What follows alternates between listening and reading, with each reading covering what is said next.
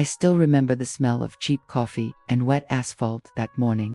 The kind of day when even the clouds seemed to look down on you with pity. I was sitting inside my beat-up Ford Focus, staring at the eviction notice crumpled in my hands. My whole life felt like that piece of paper, wrinkled, worthless, and thrown away by everyone who had ever promised to love me. Just 2 weeks earlier, I'd lost my job at the auto parts warehouse. Budget cuts, they said, but we both knew the truth. I was replaceable. My boss didn't even look me in the eye when he handed me the pink slip. And now, with no job, no savings, and no one to call, I sat outside a rundown apartment I could no longer afford. It was raining hard. My phone buzzed, but I ignored it. Probably another debt collector. I'd been avoiding those calls for months. I wiped the fog off my windshield and saw my reflection. Tired eyes, unshaved face, and a look that screamed defeat. That's when it hit me. I had no one to blame but myself. My ex had left 6 months ago. "You're a dreamer, Jake," she'd said. "You talk big but never deliver." Her words cut deeper than I wanted to admit, because she was right. I always talked about starting my own business, moving to a better city, being someone, but I never had the guts to follow through. That morning, though, something inside me shifted. Maybe it was the way the rain drowned out every sound except my own heartbeat. Or maybe it was just anger finally boiling over. I slammed the eviction notice against the dashboard and whispered, "No more." I didn't have a plan. I didn't even have $1 in my pocket. But I had something I hadn't felt in a long time: resolve. I drove to the only place I could think of, the old diner on 5th Avenue where I used to hang out with my friend, Marcus. He was the kind of guy who always had a side hustle going, fixing phones, flipping cars, selling things online. He wasn't rich, but he was free. When I walked in, Marcus was sitting at his usual booth, counting cash over a plate of fries. He looked up, smirked, and said, "Man, you look like you lost a fight with life." I sat down across from him. "You could say that." "What happened?" "Everything," I said simply. He laughed, but when he saw I wasn't joking, he leaned in. "Then it's time to rebuild. Brother, you know the rule. When you hit the bottom, the only way left is up." That line stuck with me. Marcus told me he'd been flipping old laptops and phones for months. "You just gotta learn where to look. There's always someone throwing away what another person's willing to pay for." That night, I helped him clean and list 3 old laptops on eBay. He showed me how to take clean pictures, how to write honest but catchy descriptions, and how to ship them safely. When one of them sold the next morning for $220, I felt a spark I hadn't felt in years: hope. I started collecting broken electronics from dumpsters, pawn shops, and thrift stores. My hands got cut and dirty from tearing down devices, but I didn't care. Every sale, even a small one, reminded me I could build something from nothing. But success doesn't come without temptation and fear. I was staying with Marcus temporarily, but I knew it couldn't last. He warned me, "You've got to stay focused, Jake. Don't let the old demons back in." He meant my drinking, my weakness, my excuses. One night, after a long day of work, I passed the bar where my ex and I used to go. I stood outside for a long minute, watching the light flicker through the window. Then, I walked away. That was the moment I decided I wasn't going back. Not to her, not to that version of me. I started waking up early, studying online tutorials about repairs, sales, and business management. I didn't have money for fancy tools, so I improvised. I used a screwdriver set from the dollar store and a flashlight from my phone. My workspace was a folding table in a cramped garage. That it wasn't glamorous, but it was mine, and little by little, I saw progress. Orders trickled in, customers left good reviews. I began to believe I could make something real out of this. Then, just as I felt the ground stabilizing beneath me, the universe tested me again. One morning, I got a call from the hospital. Marcus had been in an accident. A delivery truck ran a red light and hit him head-on. I remember standing outside the hospital room, my hands shaking. He was in a coma. My only friend, my only mentor, the one person who believed in me, gone, just like that. That night, sitting alone in that cold hospital hallway, I looked up at the ceiling and whispered, "Why him? Why not me?" But deep down, I knew what Marcus would have said if he could hear me. "Keep going, Jake, don't stop now." So I didn't. That was the night I made a promise to myself, to Marcus, to the universe. I would not quit until I built something worth remembering. And that's where my journey truly began. The morning after Marcus's accident, I sat at his kitchen table, staring at his half-finished repair work. a cracked laptop screen, a jar of screws, a cup of cold coffee beside a note that read, "Pick up extra chargers at the thrift store." That's when I realized his small hustle couldn't die with him. It had to live through me. The hospital told me Marcus might never wake up. His sister was flying in from Detroit, and I promised her I'd take care of his apartment until she arrived. But as I looked around at the stacks of half-fixed phones, I saw more than clutter. I saw potential. Marcus had been onto something bigger than either of us realized. I opened his old laptop and found a spreadsheet labeled Growth. Inside were hundreds of lines, customer emails, item lists, supplier contacts, even profit projections. He'd been planning to launch an online storefront, not just sell on eBay. He'd been dreaming of a business. That hit me hard. Marcus had believed in me more than I ever believed in myself. So I decided that night I would finish what he started. The first few weeks were brutal. I still worked part-time at a delivery company just to cover gas money. During the day, I'd haul boxes. At night, I'd repair phones in Marcus's garage until my eyes burned. I slept on his old couch and lived on microwaved noodles and black coffee. But for the first time in years, I had purpose. When his sister, Denise, finally came, she was shocked to see how organized the place looked. "You've been keeping busy," she said softly, touching a pile of labeled phones. "I'm keeping him alive," I told her. She nodded with tears in her eyes. Before she left, she gave me something I didn't expect. Marcus's old repair toolkit and his notebook full of ideas. "He'd want you to have this," she said. "Finish what he started." That notebook became my Bible. It had pages filled with scribbled thoughts like, "People trust honesty. Show your face in your listings. Create a name that means something, not just sales, value. Teach others once you make it. Pass it on." I didn't know it then, but those notes would shape everything I became. One rainy Friday, I got an idea. I opened YouTube and typed how to start an electronics resale business. The videos were mostly flashy nonsense, people showing off sports cars, talking about dropshipping and passive income. None of that felt real. But buried under all the noise, I found a small channel guy explaining how he built trust by repairing old tech for single moms and college students who couldn't afford new ones. He wasn't rich, but he was respected. That word stuck with me, respected that night. I opened a new Instagram page and called it Reboot and Rise. It wasn't about money, it was about second chances for people and their machines. I started small, before and after photos of old laptops, short captions about the people behind each repair. Fixed this Dell for Rosa, a nurse studying nights. Rebuilt this MacBook for Andre, single dad going back to school. To my surprise, people cared, not just about the repairs, about the stories. Within a month, my DM filled with requests. Some wanted repairs, others just wanted advice. I didn't realize it then, but I was slowly building a brand. Then came my first big test.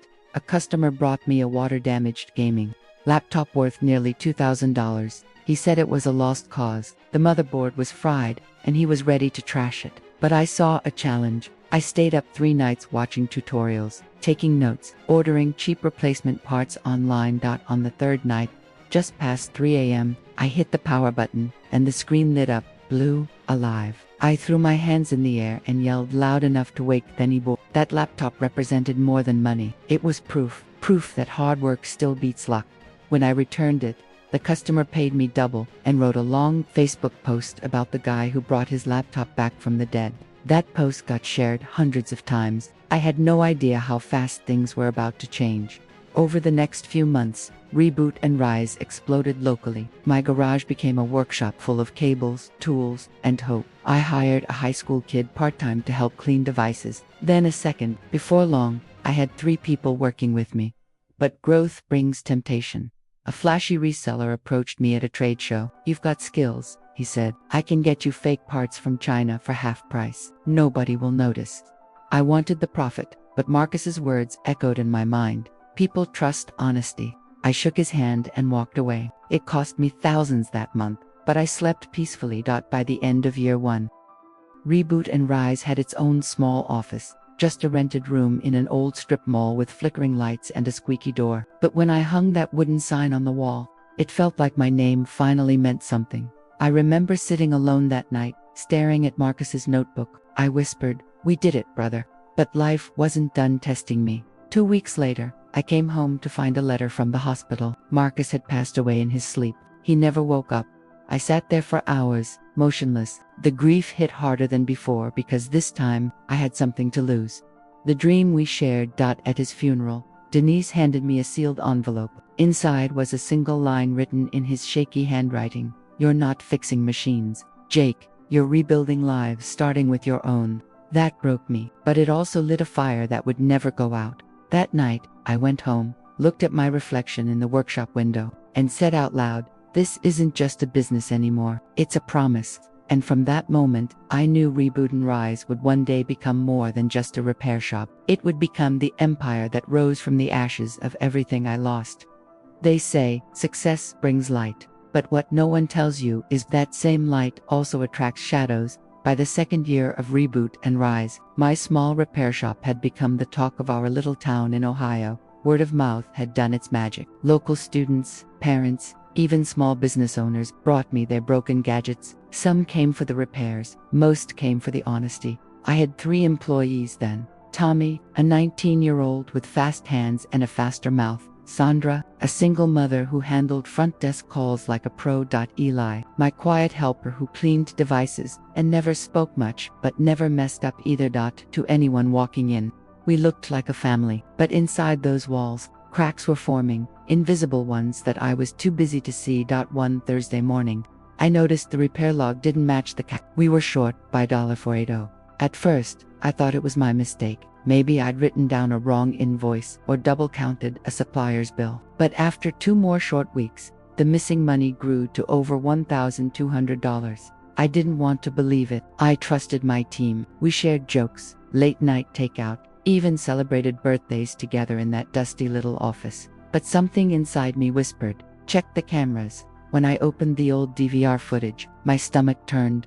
There was Tommy, pocketing small cash payments after closing. He'd tell customers, cash discount, repair their phones, and never log the sale. My hands shook with anger. This wasn't just theft, it was betrayal.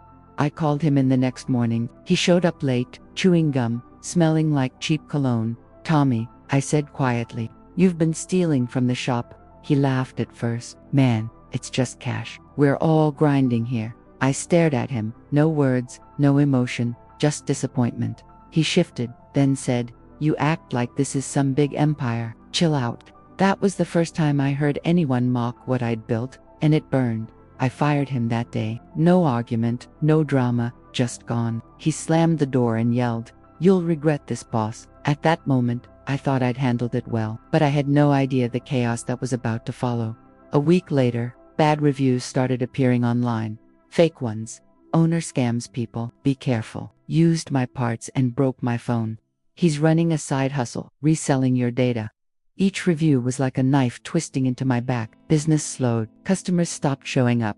When I traced one of the fake profiles through a friend my suspicion was confirmed. It was Tommy. I sat in my car outside the shop for a long time, fists clenched on the steering wheel. I wanted revenge, badly. I wanted to expose him, drag him down, shout the truth online. But Marcus's voice came back to me, soft and steady in my memory. People trust honesty. So instead, I went live on Facebook. No script, no filters, just me, sitting in my workshop, grease on my hands. "I built this place from nothing," I said into the camera. "And yeah, we're not perfect, but we're honest. Someone's trying to tear that down. I'm not naming names, I'm just promising you this. I'll always fix what's broken, even if that means my own reputation." The video got 12,000 views in 2 days. Comments poured in. "Respect, I'll bring my stuff to you again. Real one, right here." That single moment of vulnerability saved my business. Still, I was exhausted.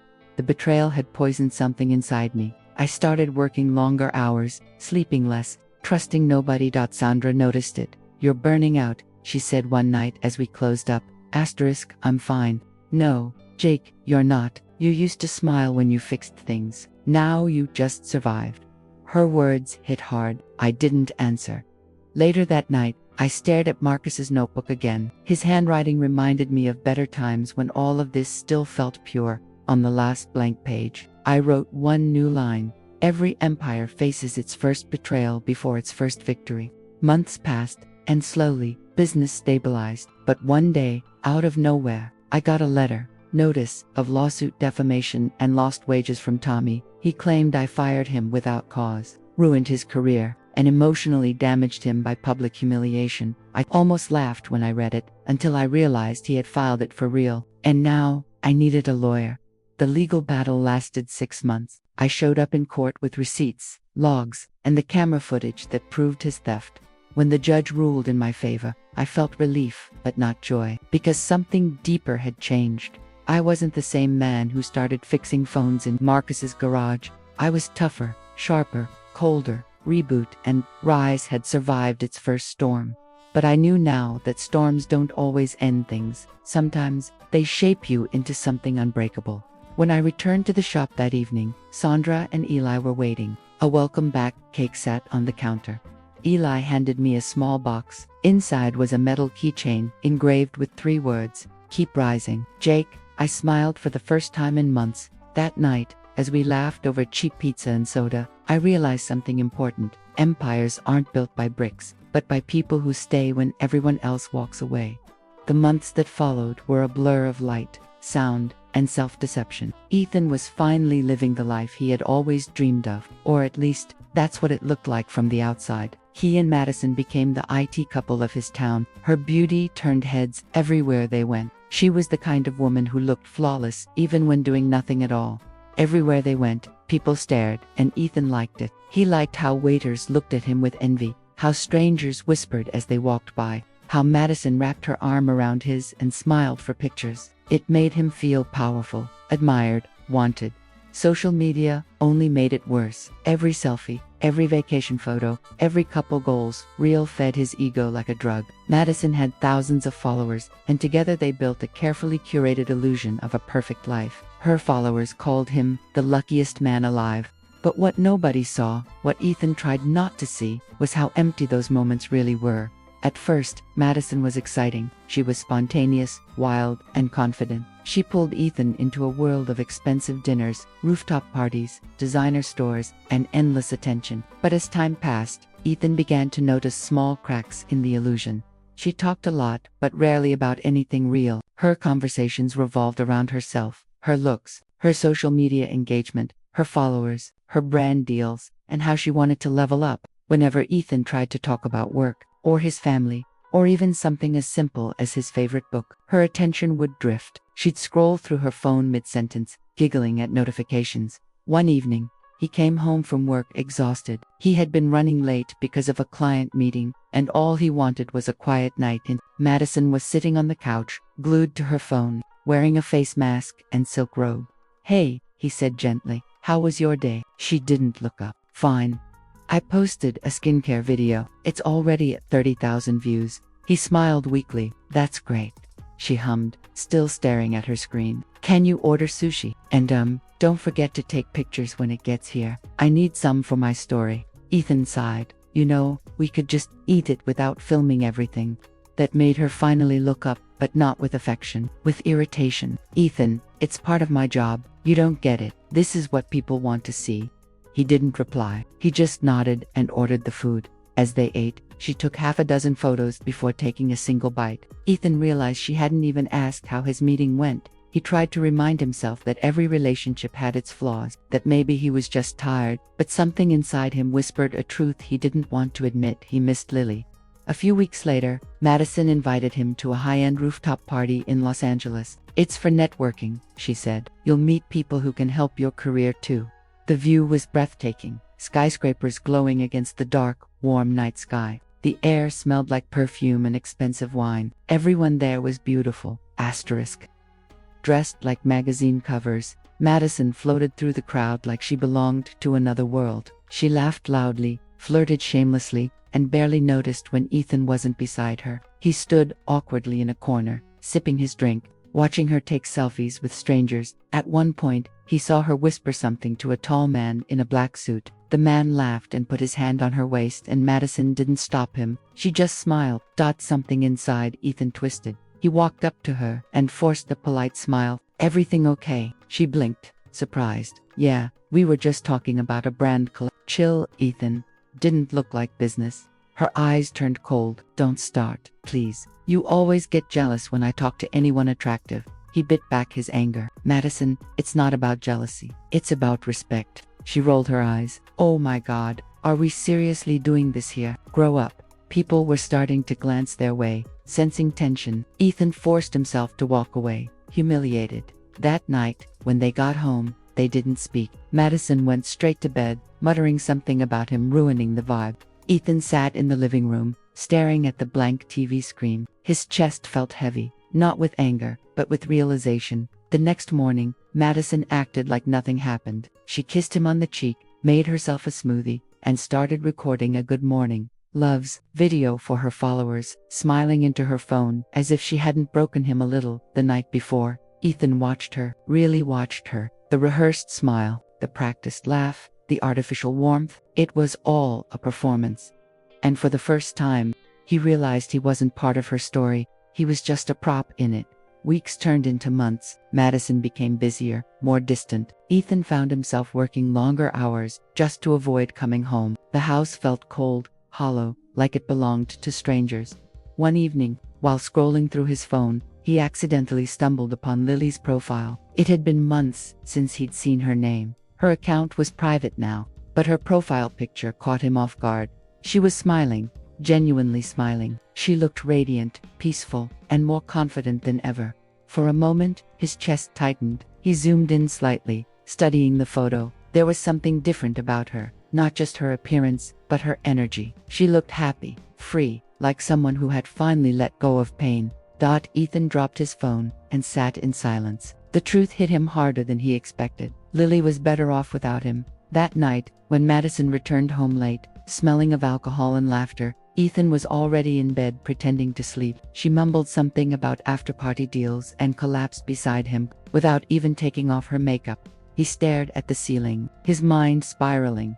He had chased perfection, and in doing so, he had lost something real. The next morning, he looked in the mirror and barely recognized himself. The man staring back looked tired, hollow-eyed, older. He realized that Madison's beauty, the thing he once idolized, had become meaningless. Because when someone's soul is empty, even the prettiest face can't hide it. Ethan finally saw the truth. He had chosen appearance over authenticity, and now, he was living with the emptiest version of perfecti machinableang. Don't remember the exact day things started to fall apart. Maybe because it didn't happen all at once. It was like a slow leak, draining the life out of something that once felt full.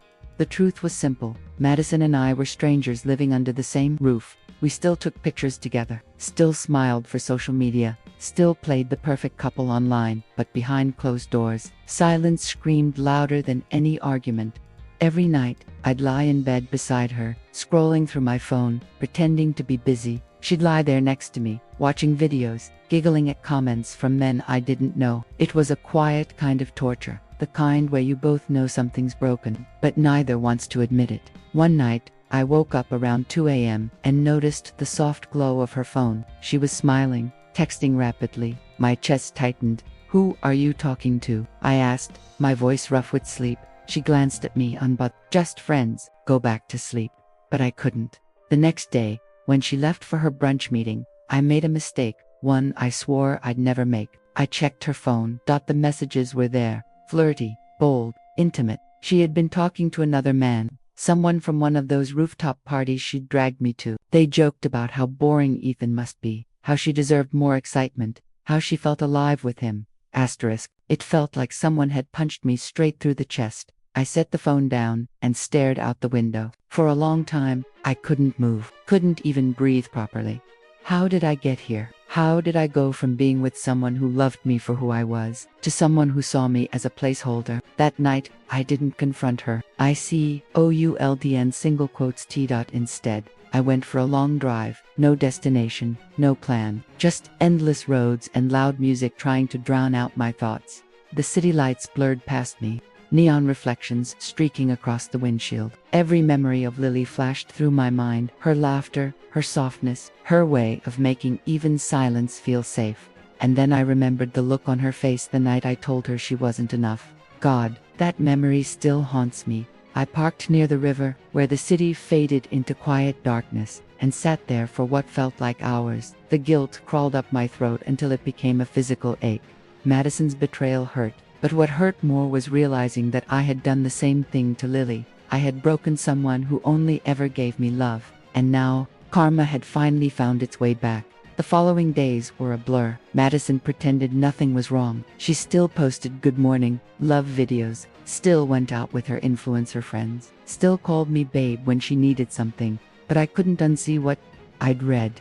I started sleeping in the guest room, told her I was working late when in truth, I just couldn't stand the sound of her laughter anymore. One evening, she came into the guest room holding her phone. "What's your problem lately?" she demanded.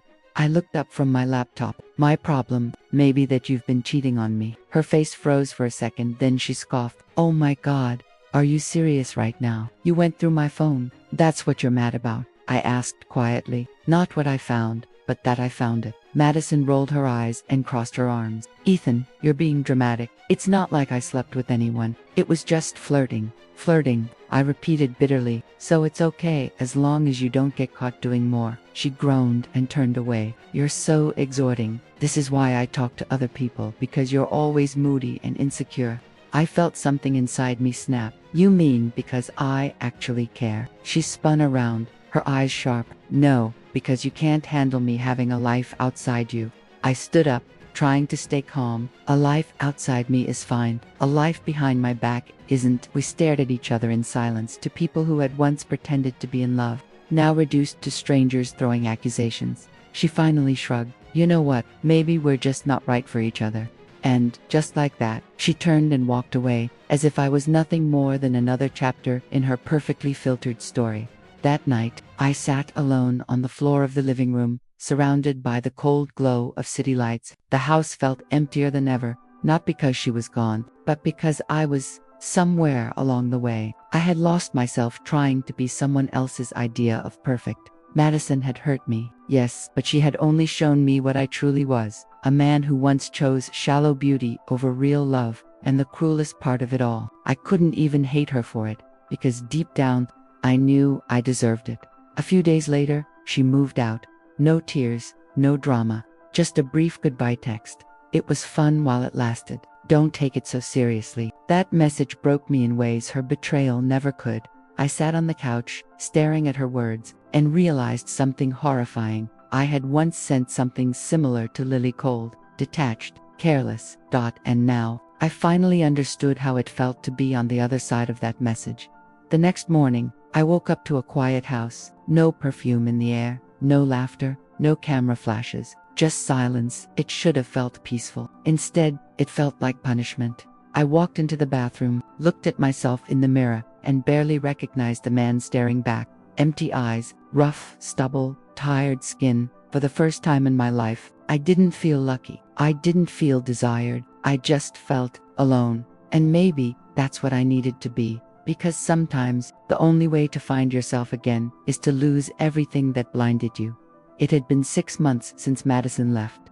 The house was quiet, almost painfully so, the kind of silence that doesn't soothe you, it mocks you. Every sound, every shadow, every echo felt like a reminder of what I'd lost. Or maybe what I'd thrown away. I'd quit the job I once bragged about, stopped going out, stopped pretending I was fine. Most days, I worked remotely, half-heartedly responding to emails while nursing cold coffee. There were no more rooftop parties, no more selfies, no more fake smiles, just me and my thoughts, and believe me, that's not good company when guilt lives rent-free in your head. Sometimes I'd drive by old places, ones I hadn't been to in years, the park where Lily and I used to walk, the coffee shop where she'd write in her little notebook, smiling to herself. I don't even know why I did it. Maybe part of me hoped I'd see her there, but deep down, I knew the truth. I had no right to.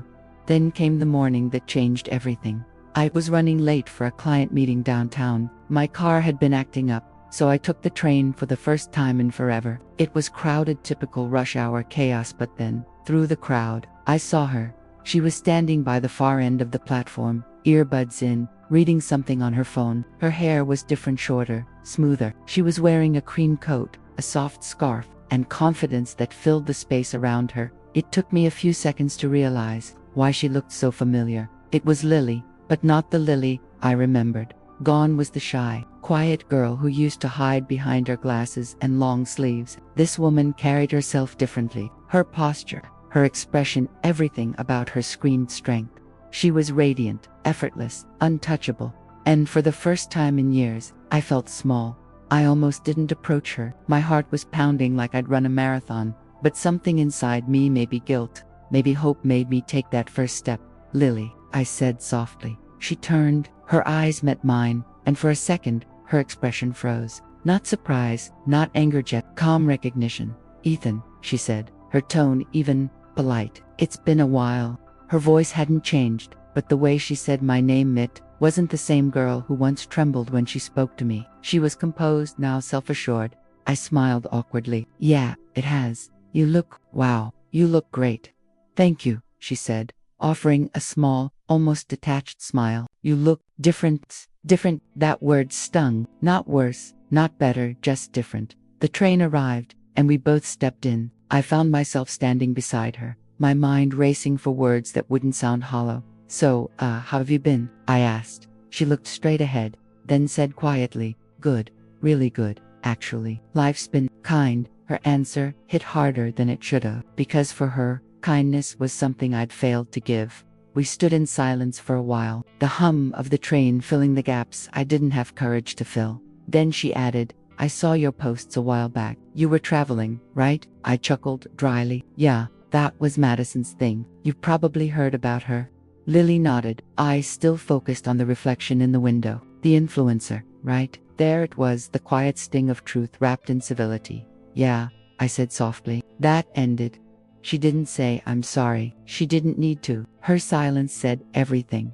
After a pause, I found myself blurting, "I owe you an apology." She turned slightly, her gaze finally meeting mine again. "You already gave me one, remember, back then, over text." I swallowed hard. "That wasn't enough." "No," she said calmly. "It wasn't." The words landed like a punch, but I deserved it. Every bit of it. The train slowed near her stop. She gathered her bag, slipping her phone inside.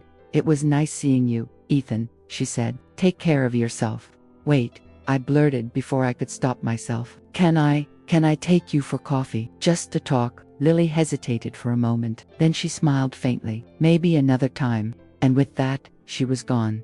I stood there long after she'd disappeared into the crowd. My reflection in the train window stared back at me, a man who once threw away gold for glitter, watching the real treasure walk away. That night, I couldn't sleep. I kept replaying her words, her tone, her calmness. It wasn't revenge, it was peace. And that's what made it hurt the most. Because while I was still trapped in regret, Lily had moved on.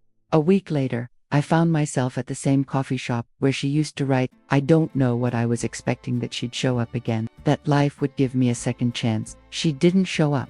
Instead, the barista handed me my coffee with a smile, and I sat near the window where Lily used to sit. The seat across from me was empty, but it felt full with memories, with ghosts, with everything I'd lost. As I stirred the coffee absent-mindedly, my phone buzzed. It was an email from an unknown address. Subject: foreclosure. My hands trembled as I opened it. Inside was a short message. Asterisk, "You were my first love, and my biggest heartbreak, but I don't hate you anymore, because without you, I wouldn't have found me." Lil. I sat there, staring at the screen, unable to breathe. No anger, no bitterness, just peace. That's when I realized she'd forgiven me, but not for me. She'd done it for herself. And that's the kind of power I never understood until it was too late. That night, I looked at myself in the mirror again, just like I did months ago. But this time, I didn't see regret. I saw a man who needed to change finally. Because maybe redemption doesn't start with forgiveness. Maybe it starts when you finally see what you did, and decide never to be that person again. It's strange how life has a way of making you feel invisible in the world you once ruled. After that brief encounter at the train station, I expected closure, maybe a fleeting moment where we could acknowledge the past. But life doesn't always give you neat endings. Sometimes, it just forces you to watch helpless, as the person you once loved thrives without you. I tried to move on, truly. I changed jobs, started running, took long walks, even attempted meditation. But everywhere I went, I was reminded of what I had lost. And then, one day, it hit me in the most brutal, undeniable way: social media. I had been scrolling mindlessly on Instagram, trying to distract myself from the gnawing emptiness that had become my constant companion. I didn't expect anything significant, just memes, ads, and influencers flaunting their lives. Then I saw her. Lily. Her account was private now, but I managed to get a glimpse through mutual friends, and she looked unstoppable. She had transformed completely, not in the shallow sense, but in the glow of confidence, independence, and joy. Her photos were a mix of candid laughter, professional success, and moments that radiated authenticity. She wasn't just beautiful, she was magnetic. I couldn't look away. Every post, every story, highlighted how far she had come, how much of herself she had built without me. There were pictures of her speaking at events, laughing with friends in cafes, traveling to places I hadn't even heard of. And then came the one that made my chest tighten. A video of her laughing freely, the kind of laughter that used to echo in my dreams at night, the one I hadn't heard in years. She wasn't waiting for me. She was living. I felt the old, familiar pang, envy, mixed with regret. I had chased Madison for her superficial beauty and attention, believing it would fill the void I carried inside. But now, looking at Lily, I realized it could never have filled that emptiness. She had built her world without me. Every step, every achievement, every smile, I wasn't part of it, and that realization hurt more than any confrontation or betrayal ever could. I decided to see her, to try to understand what she had become. Maybe part of me wanted closure. Maybe part of me just needed to confirm that she truly was better off. I found out she had started her own design studio. She had worked relentlessly, poured her soul into her passion, and people noticed. Her designs were being featured in prominent magazines. And she had an exhibition opening in downtown Los Angeles. I debated going. I kept telling myself it was for closure, that I wasn't going to be the jealous, broken man she left behind. But deep down, I knew I wanted to see her in her element, to witness her power, her freedom, her happiness without me. The night of the exhibition, I parked my car across the street. From the moment I stepped inside, I felt out of place. People greeted her warmly, called her by name, praised her work. And there she was, standing at the center, glowing, confident, surrounded by friends and admirers who hung on her every word. Her hair was shorter now, perfectly styled, framing her face that seemed to radiate light from within. She laughed at a joke, a sound so familiar yet so alien now. And when her eyes met mine across the room, I felt the weight of every choice I had made, every moment I had wasted, pressed down on me. She didn't run to me. She didn't greet me with a fake smile or an obligatory hug. She simply acknowledged me with a polite nod before turning back to her world. That's when I realized this was no longer my world. This was her world, and I was just a visitor, a ghost from her past. I walked through the gallery slowly, studying the pieces she had created. Each one seemed infused with her personality, bold, daring, and unapologetically honest. I wondered how much of her had been suppressed when we were together. How much potential had I failed to nurture? How many dreams had I dismissed as inconsequential because I was too wrapped up in my ego and insecurities? I left the gallery without saying a word. Watching her thrive without me was a lesson in humility I had never expected. It wasn't about revenge, jealousy, or anger anymore. It was about understanding the consequences of choices, mine and hers. On the drive home, I thought about Madison, about my own mistakes, and about Lily. She had turned pain into power. She had created a life that was authentic, fulfilling, and undeniably hers. And I realized something I should have understood years ago. True happiness isn't about being wanted by someone. It's about wanting yourself enough to build a life you don't need anyone else to validate. That night, for the first time in months, I didn't feel the sharp edge of envy or regret. Instead, I felt a quiet resolve. I had lost Lily, yes, but I still had a chance to rebuild myself, to finally become a man capable of authenticity, respect, and genuine love. And maybe one day, the universe would allow me to meet her again, not as the boy who left, but as the man who had learned from his mistakes. The days after the exhibition felt like walking through fog. Every street, every cafe, every conversation reminded me of Lily, her voice, her laughter, her presence. And yet, the more I thought about her, the clearer one thing became. I could no longer dwell on the past. I needed to rebuild, not for anyone else, but for me. I started small. First, I tackled my work life. I couldn't go back to the complacency and distractions that had defined my career before. I picked up extra projects, long nights filled with research and planning. The grind was exhausting, but it had a purpose I hadn't felt in years. Every task, every completed project reminded me that competence, discipline, and self-respect were things I had taken for granted. I started journaling, writing down mistakes, regrets, lessons learned. At first, the pages were filled with anger and guilt, but over time, they became reflections of growth. It wasn't just work. I began taking care of myself physically. I had let stress and neglect eat away at me, both mentally and physically. I started running at dawn.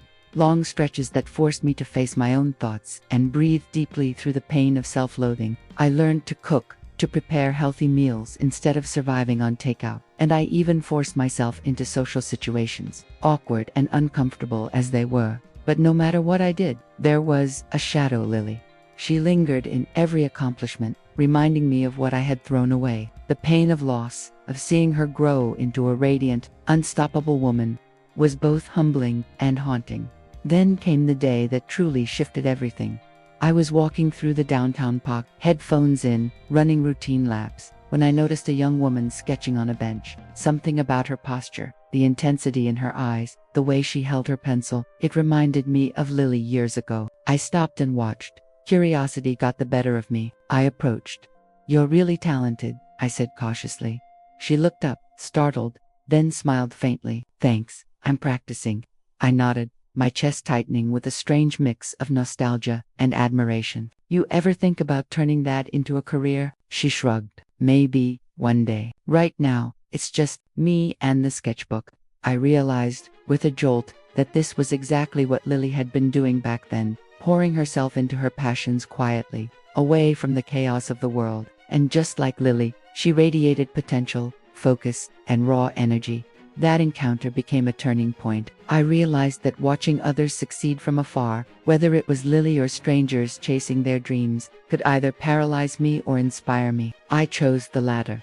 I started volunteering at a community art center, helping young artists showcase their work, guiding them, mentoring them, witnessing their growth. It was strange, therapeutic, and profoundly humbling. I saw echoes of Lily in every ambitious student, and it forced me to confront my failures with honesty. But redemption isn't linear. Old habits, old guilt, and old desires resurfaced constantly. I caught myself checking Lily's social media again, obsessing over posts and updates. I cringed at my own weakness, but realized that progress wasn't about perfection, it was about persistence. One evening, while preparing for a gallery event with the students I mentored, I overheard someone mentioning Lily's latest award for her design studio. My chest tightened. She was climbing, achieving, and I had to sit there and smile, pretending to be happy for a stranger. It hurt, but it also motivated me. I started pushing boundaries, seeking challenges I would have once avoided. Public speaking, networking events, learning new skills, everything I had avoided due to insecurity or laziness became my new arena. Every small victory, from a successful pitch to a compliment from a peer, reminded me that I was capable of growth. And yet,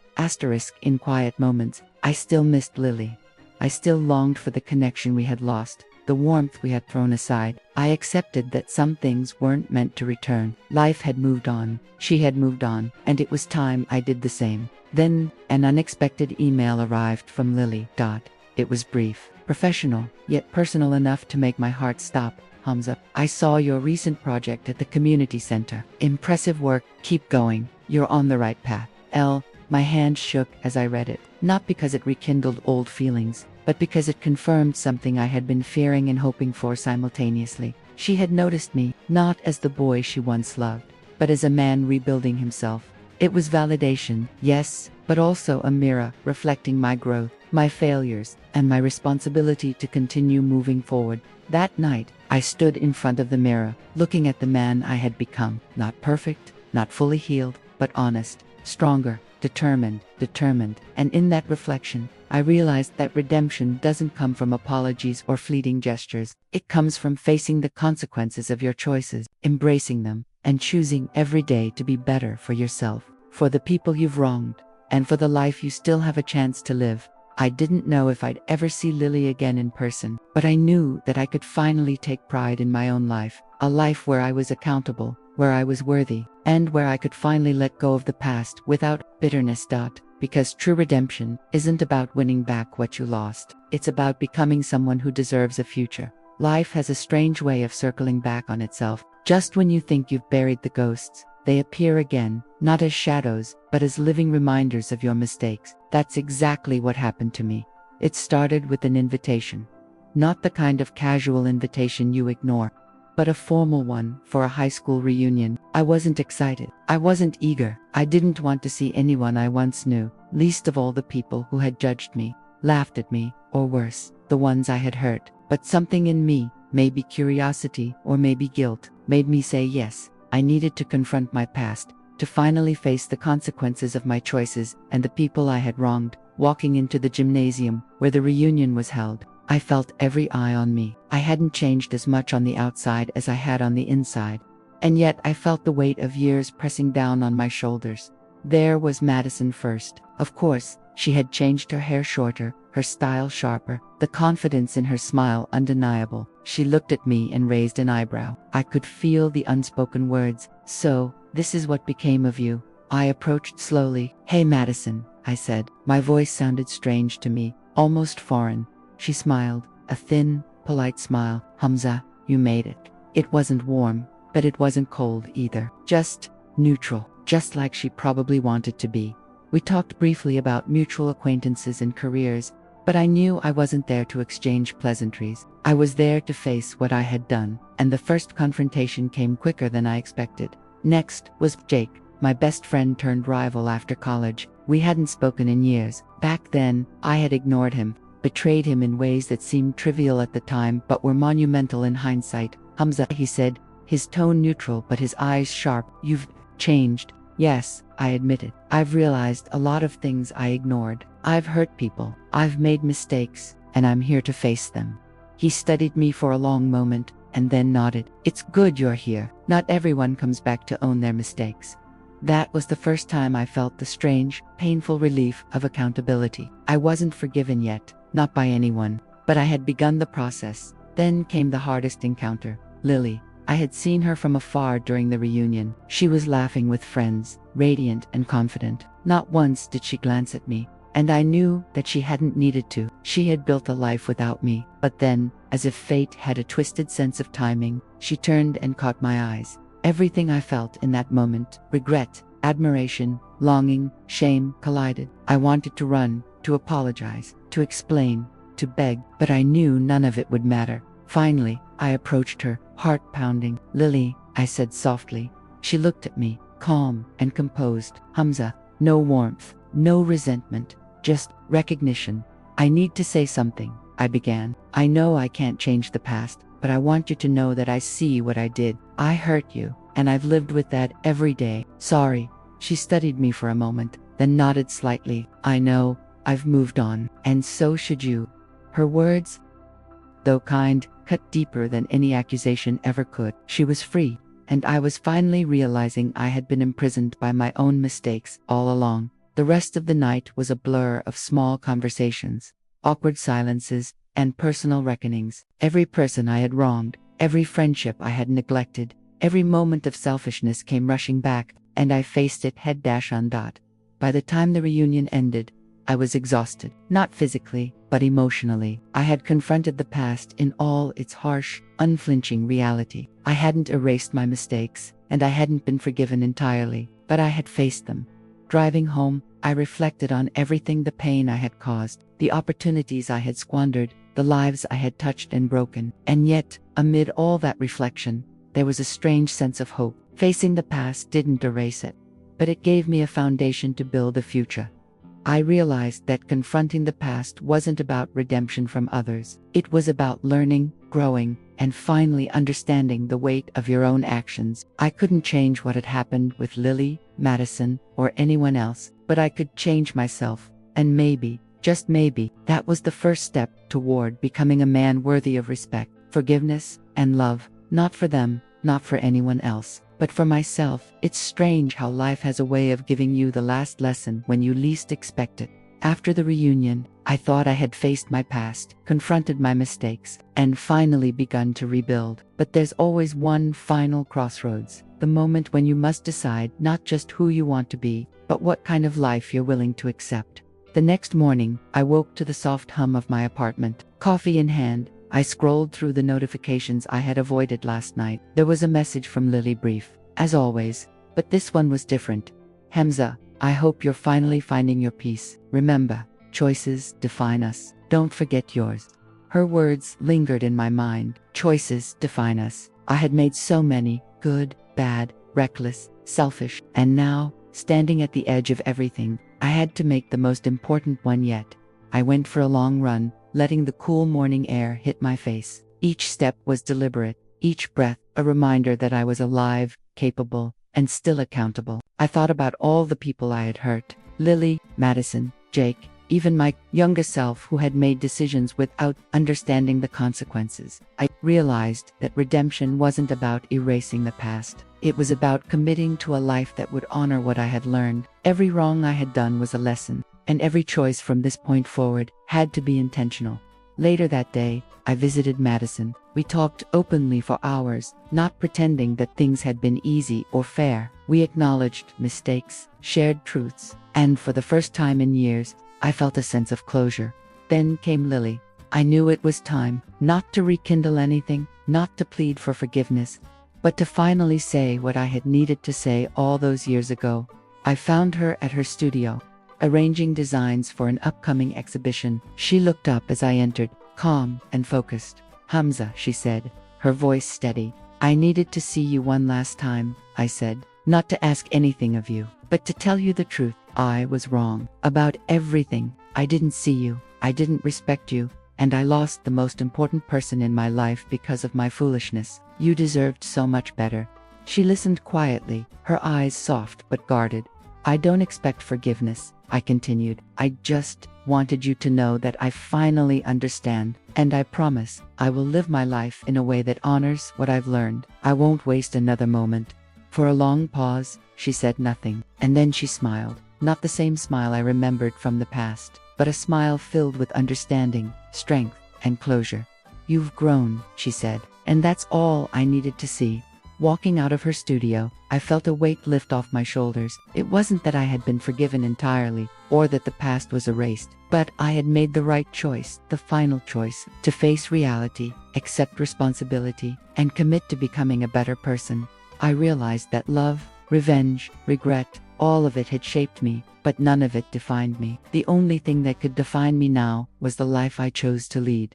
Months passed, and life settled into a rhythm that was honest and real. I focused on my career, my passions, and the people who mattered most. I stayed in touch with Lily, but not in the way of romance, as two people who had shared a history, grown apart, and learned from it. The lessons lingered. Every time I felt the temptation to regress, to let old patterns take over, I reminded myself of the choices I had made, the people I had faced, and the life I wanted to build.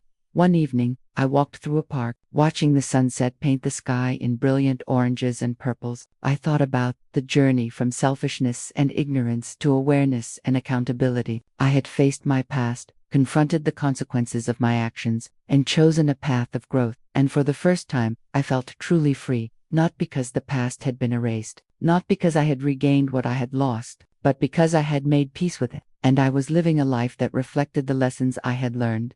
I knew I would carry the memories, the guilt, and the love forever, but I also knew that I could honor them by becoming the kind of man who deserved a future, a man who finally understood that choices define us, and the right choice can change everything.